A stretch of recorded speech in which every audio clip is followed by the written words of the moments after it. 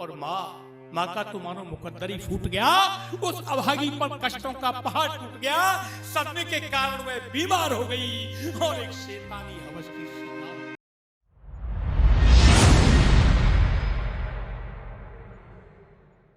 बाल श्रम मजदूरी भारत की संविधान ने व्यवस्था दी है। 14 वर्ष से कम आयु के बच्चों से कोई जोखिमपूर्ण कार्य नहीं कराया जा सकता। लेकिन हमारे देश में मित्रों, हम गली में देखते हैं जिन बच्चों को विद्यालय होना चाहिए वो कचरे के ढेर से कचरा बीनते हैं और उन कचरे को जाकर बाजार में जाके बेचते हैं, कबाड़ी की दुकान पर वहां से पैसे लेते हैं और आटा दाल खरीदते हैं, तब जाके उनके घर का चूल्हा जलता है। ऐसी स्थिति में हम 21वीं सदी में जाने की बात करते हो।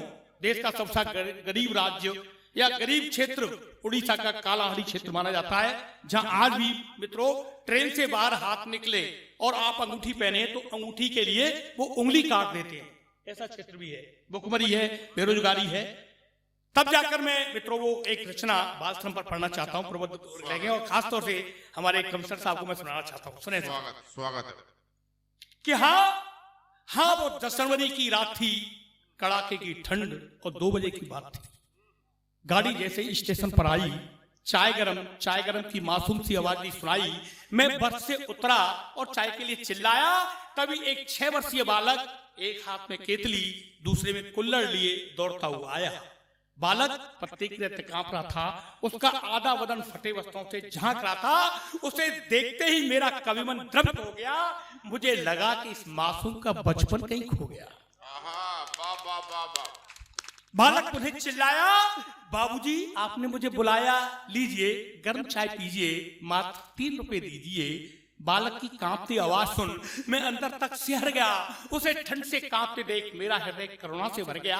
मैंने कहा, बेटा ऐसी क्या मजबूरी है, इस भीषण शीत में चाय बेचना जरूरी है?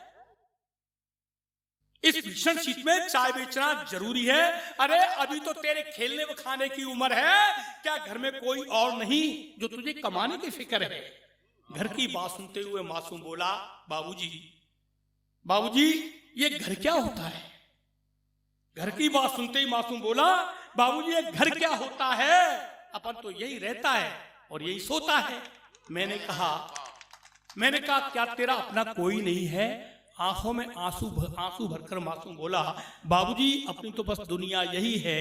बापू जो कुली था ट्रेन से कटकर मर गया, माँ को विधवा वो मुझे अनाथ कर गया और माँ का तो मानो मुकद्दर ही फूट गया।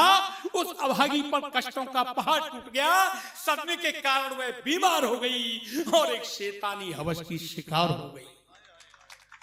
और फिर न जाने इस दुनिया की भीड़ में कहां खो गई। बाबूजी तभी से केतली अपना मुकद्दर हो गई। एक ठेकेदार की दुकान पर काम करता हूँ, हाँ, जहां हर रोज अंदर से जीते जी मरता हूँ। बाबूजी बस यही अपना छोटा सा कारोबार, बदले में एक बार खाता हूँ बासी पूड़ी या मालिक की मार। बस बाबूजी यही अपना छोटा सा कारोबार, बदले में एक बार खाता हूँ बासी पूड़ी या मालिक की मार। इतना कहकर वह बालक मेरे हाथ पर चाय का कुल्हड़ धरकर मेरे हाथ पर चाय का कुल्हड़ रखकर चाय गरम कहता हुआ आगे बढ़ गया। पर जाते जाते कई प्रश्नों की फांस मेरे दिल में चढ़ गया कि न जाने ऐसे कितने अनाथ बच्चे हैं जो इस तरह की जिंदगी बसर करते हैं, जो जिंदगी का अर्थ जाने बगैर हर रोज जीते जी मरते हैं। और इधर हमारी सरकार है जिनमें अभियानों की भरमार है। कभी ये प्रशासन गांव में तो कभी शहरों में नजर आता है। अरे ये प्रशासन कभी इन बच्चों तक भी जाता है। बोलो इस दयनीय स्थिति का जिम्मेदार कौन है?